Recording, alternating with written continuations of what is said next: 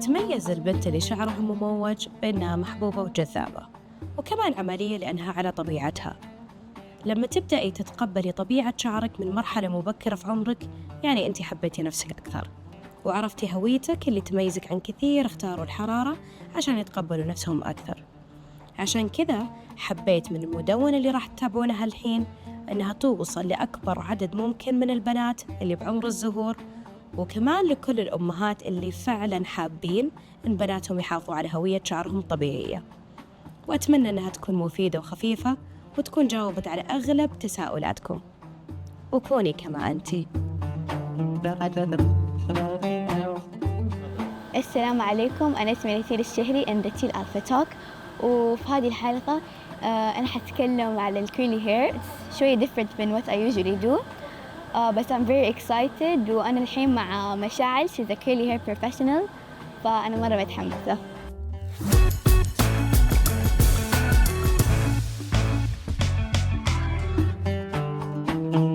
السلام عليكم، كيف حالك؟ أهلا وسهلا، الحمد لله كويسة. كويس الحمد لله. فإحنا الحين حنتكلم على الكيرلي هير لأنه أنتي كيرلي هير بروفيشنال، فحنتكلم إنه أسألك أسئلة على الكيرلي هير اللي كل بنات في عمري يسألوني إياها. حلو، أكيد إنه جتك أسئلة كثيرة عن شعرك. كثير أيوة. حلو تمام، أنا موجودة عشان أجاوب كل الأسئلة. شكرا. فأول شيء أنتي كيف متى بدأتي تهتمي على شعرك الكيرلي؟ طيب أنا في البداية كنت مرة أتضايق من فكرة إني أنا لازم I straight my hair عشان أنا أقدر أطلع in public أو عشان أنا أقدر أطلع من البيت. مرة كنت أنا يعني واحدة عملية، أحب خلاص أي ستايلينج وأطلع، فكنت أضايق إنه لازم يكون مرتب وبيرفكت عشان يكون بالشكل اللي أنا أبغاه. وصلت لمرحلة من عمري شعري مرة متدمر، يعني متدمر ما له هوية، لا على طبيعته حلو ولا بالستريتنر والأشياء هذه حلوة. فقررت من هنا إني أنا أبدأ أقرأ، أبحث، أجرب a lot of products, a lot of techniques، يعني جربت كل حاجة لين ما وصلت لمرحلة إني أنا مرة راضية عن شعري وإتس أوكي إني أطلع في أي مكان. يعني شوفينا الحين رطوبة وشعري فريز وكذا، بس أنا مبسوطة فيه، مبسوطة إنه يعني كوني كما أنت، يعني مبسوطة إنه على طبيعته. فلما وصلت لهذه المرحلة قررت إني أنا يكون عندي هذا الأكاونت وهذا البوتيك طبعاً ككل عشان أساعد كل الأعمار إنهم يعرفون كيف يتحكمون بشعرهم، إنهم يعرفون طبيعة شعرهم، إنهم يتعرفون عليها، لأنه في كثير تخيلي ما يعرفون إيش الهير تايب حقهم، عرفتي؟ فتجي يكون مثلاً دامج من حرارة، دامج من معالجات بروتينز whatever، فما هم عارفين إيش طبيعة شعرهم، فينصدمون إنه طبيعة شعرهم مرة بيرفكت وبس تحتاج شوية عناية عشان تصير بأحلى صورة يعني. صح أيوة، في بنات أعرفهم شعرهم كيرلي هم ما يعرفوا يمشطوا شعرهم الكيرلي وهو دراي وما يعرفوا كيف يهتموا فيه even though عنده potential يصير حلو.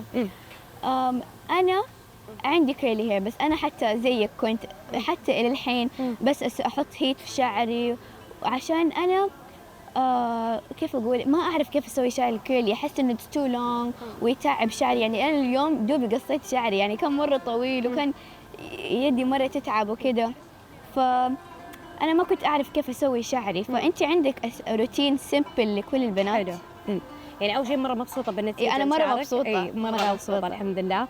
دائما أنا أقول لكل الأعمار لا تخلين العناية بالشعر الكيرلي أو بشعرك الطبيعي تكون مرة متعبة، لأنه إذا صارت مرة متعبة أنت ما حتقدري تسوينها دائما. فدائما سوي الأشياء السيمبل. do your deep treatment weekly. لما تطلعي من الشاور استخدمي برودكت يناسبك من ليف ان. لازم تعرفين تفرقين بين الفرش، لأنه في فرشة تسلك الشعر وفي فرشة تعمل ستايلينج للشعر. للأسف في بعضهم يمسكون فرشة الستايلينج ويسلكون فيها الشعر ويتقطع الشعر وما يحصلوا على النتيجة اللي يبغونها. وبنفس الوقت في قاعدة تقول more is less، معناته إنه كل ما كثرتي برودكت كل ما صارت النتيجة عكسية. أيوة مو حلوة.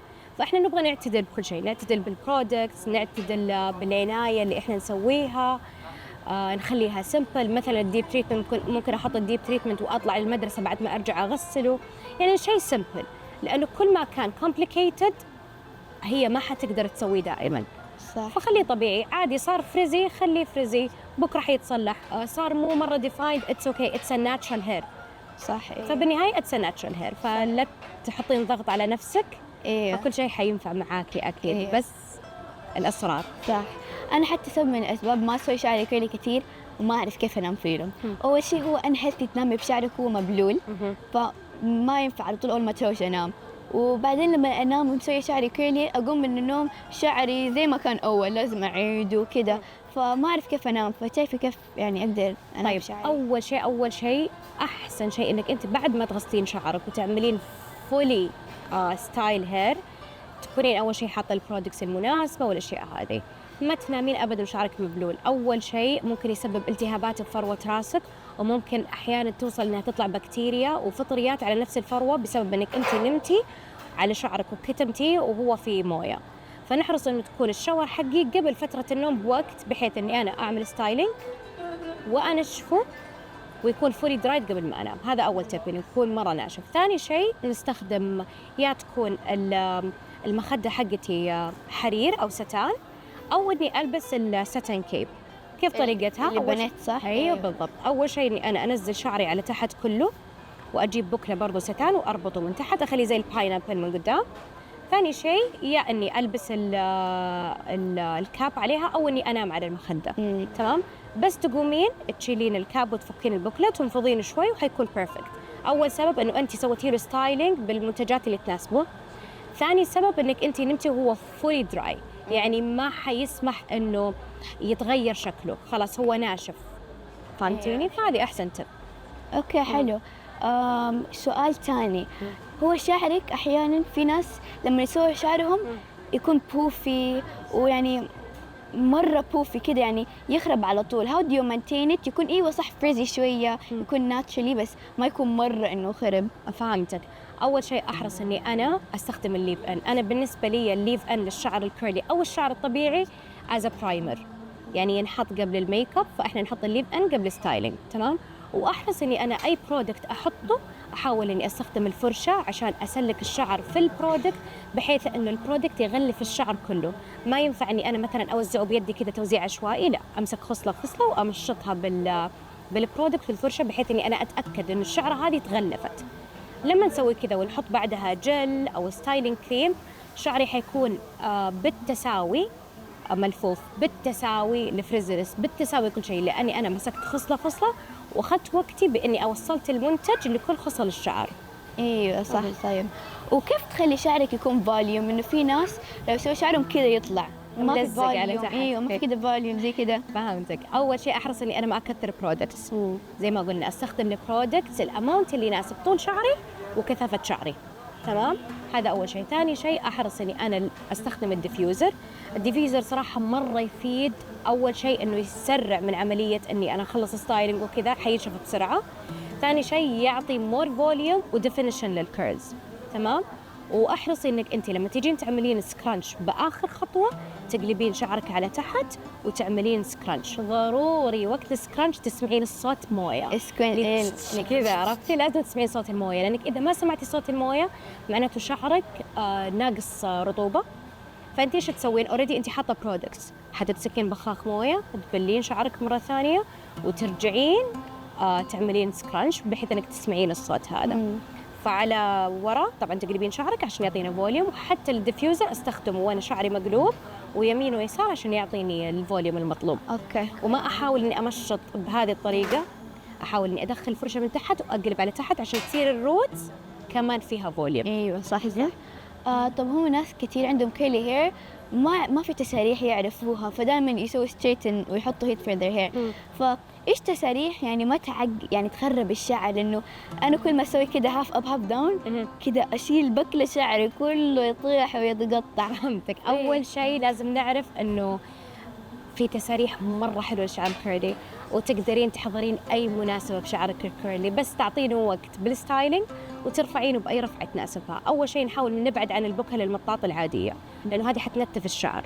افضل شيء يا تستخدمين كليب، تمام، او توكه، ونستخدم البكل الستان او الحرير كذا. حتى لما ترفعي شعرك مثلا هاف اب هاف داون، او انك تعملينه مثلا بان وتنزلين بعض الخصل على قدام، يكون مرفوع بطريقه حاميته، انك رافعته بالبكله الستان او انك حاطه الكليبس. بس البكل المطاط او الاشياء التايت هذه لا، ما نستخدم.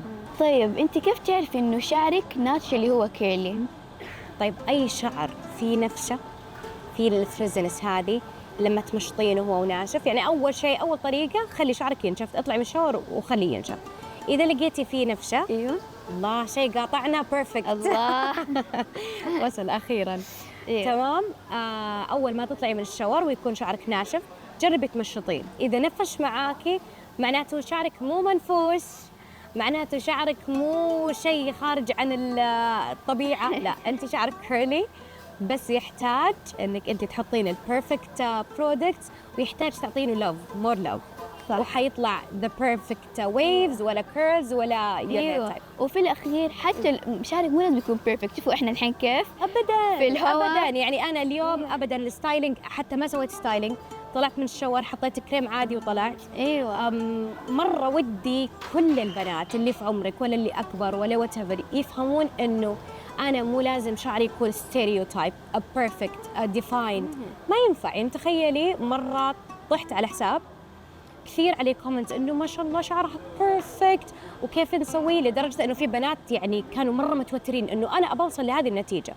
فاللي اكتشفناه انه للاسف اللي كانت تصور المحتوى كانت تسوي ستايلينج قدام الكاميرا، بعدين لما ينشف شعرها تعمله بالفير الخصل الصغيره وتطلع فيه بالبيرفكت هير. فاحنا لما نشوف منظر زي كذا نصير انه مره ستريس، ليش شعري مو كذا؟ ليش ماني قادره اوصل للبيرفكت كيرلز؟ فلا، انت مو محتاجه توصلين للبيرفكت كيرلز، انت محتاجه تحبين شعرك، ومحتاجه تكوني كما انت، ومحتاجه تتقبلين طبيعه شعرك وتعطيها شوي وقت. صح. ايه فقط لا غير. ايوه وكمان هو الفيزي اللي يخلي شعرك حلو. يعني طبعاً. if it's too perfect حيكون كذا طبعاً، بفوليوم طبعاً. شويه. يعني شوفي انا شعري فيزي بس حلو، ايوه مو فريزي. هذه ميزه هي للشعر كده. الطبيعي. أيوة. انه صح. في فريزنس، في باد فريز نقدر نسيطر عليها أيوة، بايش؟ أيوة. بالديب تريتمنتس والاشياء هذه، وفي جود فريز اللي هي احنا نبغاها عشان تطلع أيوة، طبيعه صح. شعرنا. طيب انت كيف تلبسي your natural تلبسي قلتي؟ ايوه عادي عادي. طيب او انه كيف مثلا الحين في بنات How do you عمري wear- او كذا ما هم عارفين كيف they إيه. wear their hair. ايه في بنات كثير في عمري ما يروحوا سكول لانه الناس they bully them يقولوا انت شعرك منكوش، انت شعرك مو حلو. how do I wear my hair للسكول ويكون حلو كذا؟ طيب اول شيء لازم تكوني واثقه من نفسك. كل ما صرتي واثقه من نفسك صدقيني انت you will push the bullied away. فلما يشوفون انك انت you like your hair مبسوطه فيه وانك انت يونيك فعلا، لانه الحين صرتي تلاقين مليون وحده ستريت وطبعا من الحراره وكم وحده كيرلي. فهذا اول شيء، كوني واثقه من نفسك. ثاني شيء في شيء اسمه protective hair styles. يعني ما ايش معناتها؟ معناته انك انت قاعد تحافظين على الكيرلز مره تكون يعني كويسه ما هي خربانه، وبنفس الوقت انت عامله ستايلينج كويس. مثلا الفرنش بريد اللي تيجي من فوق هذه مره انصح فيها، لانك انت اول شيء شكلك مرتب وبنفس الوقت انت مظفره شعرك تمام، بحيث انه الكيرلز ما تخرب وانت شكلك مرتب. وممكن انه احنا مثلا وانس ويك نعمل السليك بونز. السليك بونز برضو مره حلوه بس نحاول ما نكثر منها عشان ما ينشد الشعر. بالدنج شوي. ايوه بس انها حلوه از اني مثلا مره في الاسبوع مرتين ماني عارفه ايش اسوي في شعري. بس انا مره احب الضفاير بالمدرسه، تحافظ على طبيعه شعري انه هو ما يتغير، وبنفس الوقت اللي عندها مثلا دامج هير او شيء ترجع طبيعته. الضفيره هذه بالعكس تذكر الشعر انه انت كيرلي ويفضل مترطب. يعني go back to normal. اي جو باك يلا. ايوه اوكي بالضبط. اوكي ايش لازم انت افويد لما تسوي شعرك الكيرلي وكيف تبدأي مع your curly hair journey؟ تمام. أول شيء أكون مرة متأكدة أن أنا خلاص ثقتي بنفسي زادت وأني أنا أبغى يكون شعري طبيعي. هذا أول كي. تمام. الأشياء الثانية اللي هي مرة ضرورية you avoid heat قد ما تقدري. طبعا في البداية ضروري you avoid heat أبدا ما تدخليه لكم يوم لكم شهر. والله شوفي النتائج ما تبان أقل من 6 شهور صراحة. فضروري إنك يعني يحتسب على كل شعر. ايوه على كل هذا هير تايب. في بعضه ياخذ بسرعه وقت، في بعضه لا يطول صراحه. ثاني شيء استبدلي الفوطه حقتك العاديه بفوطه مايكرو فايبر لانها تكون الطف على الشعر، لان الفوطه العاديه ممكن تسوي نفشه بالشعر احنا ما نبغاها. تمام. ثالث شيء حاولي البكل حقتك كلها تغيرينها ستان. استخدمي المنتجات اللي هي بدون سولفيت، برابن، سيليكون. ليش احنا وي افويد سيليكون؟ لأن السيليكون حيغلف شعري وما حيخليه يستفيد من المويه اللي تنزل على شعري، من الهواء اللي يجي شعري. احنا نبغى هذه الاشياء الطبيعيه. فافويد الاشياء اللي فيها سيليكون وسولفيت. وبس. وكوني كما أنت، هذه الأشياء الضرورية. اوكي. ففي البداية اعملي كلينزنج، يعني استخدمي السلفيت لآخر مرة. بعد كذا خلاص نبدأ نستخدم سلفيت فري شامبوز، قبعة ستان، برودكتس تناسب شعري، فرشة تناسب وكيف شعري. أعرف يعني التكنيك الكويس؟ يعني مثلا أسوي فينجر كويلينج، البرش ميثود، يعني إيه تمام. ميثود؟ في البداية أنا دائما أنصح في البرش ميثود لما أتأكد إنه شعري قاعد تطلع منه لفة ولا لا، لأني أحبه لأنه مور ناتشرال. بعد كذا أشوف إذا في خصل عنيدة أكيد إني أي ويل كويلت أو إني أي رولت. أي ميثود من الكيرلينج ميثود حتفيدني بإنه شعري يرجع ذاكرته عشان يبدأ يلف مرة ثانية. اوكي. طيب اخر سؤال، كيف تعرفي انه البرودكتس اللي انت بتستعمليها بشعرك كويس وهيلثي وما فيها كده سيليكون وشيء يطيح الشعر؟ تمام. أول شيء أحرص إني أنا أريد الانجريدينتس مرة بتمعن. في مواقع مرة حلوة، ممكن أعطيك موقع يعملوا له تحطينه لينك، سمعت عنه. أيوة، يحطون البرودكت ويطلع لهم إيش المكونات حقته. أهم شيء نو سلفيت ونو برابن نو سيليكون. تمام. بالنسبة للسلفيت في معلومة مرة ودي أوضحها للكل. السلفيت إحنا ليش نبعد عنه؟ لأنه هو شيء يجفف شعري، وإحنا كل ما رطبنا شعرنا صار كيرلي أكثر، أعطانا لفة أكثر. بس we need sulfate. متى we need sulfate؟ لما نحس إني أنا بعد فترة شعري ما عاد لفة كويسة، لما أنا أحس إنه شعري مثلاً صار فيه بيلد أب أنا ماني قادرة أتخلص منه. فذس يعني زي أساين تقولك أنت you need sulfate. ايوه بس مو تستخدميه دائما. مو دائما، فونس مثلاً كل 15 يوم، بالشهر مرتين. السلفيت كويس بس بحدود. تمام. السلفيت حينظف لي شعري، حيخلصني من البيلد أب. يعني مو أقولك اقطعيه نهائياً، لا، أنا بالنسبة لي كنصيحة إنه يوزت، بس إنه دائماً كبداية في البداية حقت إنك أنت تعرفي على شعرك دونت يوزت عشان يترطب الشعر أكثر. عشان الفيس ماسك ما ينفع تستخدمينه كل يوم يوم، ولا يكون حق بيلد اب والبورز وزي كذا. أيوة بالضبط، زي كذا نفس الشيء الشيء صحيح بالضبط. ايوه. فأنت عندك مسج تقولي للبنات إنه how to wear your curly hair صراحة زي ما قلت لك إنه خلي شعرك دائما طبيعي، كوني كما أنتي، استخدمي منتجات فعلا تحسين إنها نظيفة على شعرك. لا تتوترين وتشوفين السوشيال ميديا بكثرة وتشوفين الشعور البيرفكت وwhatever. لا، أنت بعناية بسيطة تقدرين يعني you get the perfect hair. يعني مثلا رايحة مناسبة عادي، شوفي لك أحد مثلا يصفف لك إياه perfect way ويرفع لك إياه. فمو ضروري إني أنا أيوز هيت عشان أنا شعري يكون بيرفكت، لا صح. خليه طبيعي، صففيه بطريقة كويسة. مثلا إحنا عندنا بالصالون عندنا نعمل تساريح، فممكن إنك بدل ما تروحين صالون يحرق لك شعرك تجين عندنا نصفف لك إياه بطريقة كويسة، ونعرفك كمان أنت كيف تصففينه ونرفع لك إياه تسريحة. صح. فعادي بأحلى مناسبة لك كوني كما أنت. ايوه. انا لما اول مرة جيت من الناتشرال كان شعري مرة يعني ماني عارفة ايش اسوي فيه، فلما رحت وريتوني انه كيف شعري يكون حلو حسيت الموضوع سهل. ايوه. يعني الشعر يقدر يكون حلو بدون هيت، بدون ما اخربه ويكون هيلثي. فاميرة ناتشرال ساعدني انه اريليز انه شعري مو لازم اخربه عشان يكون حلو. صراحة يعني يعني مرة شكرا على جلستك معايا، وانا عارفة انه كثير بنات حيشوفونك وحيستفيدون وحيصيرون فعلا يبغون يشوفون The Natural Hair Bed. ايوه. فانا مرة انبسطت، ومو كل يوم شعرك حيكون حلو، يمكن يوم مو حلو عادي، يوم يكون حلو. this is perfectly normal. مرة عادي. فانا مرة انبسطت بجلستك اليوم، وخلينا ناكل حاجة البطاطس قبل لا يبرد. خلاص شعري كيرلي حيكون for a long time بإذن الله. مرة حلو. مرة شكرا. يلا.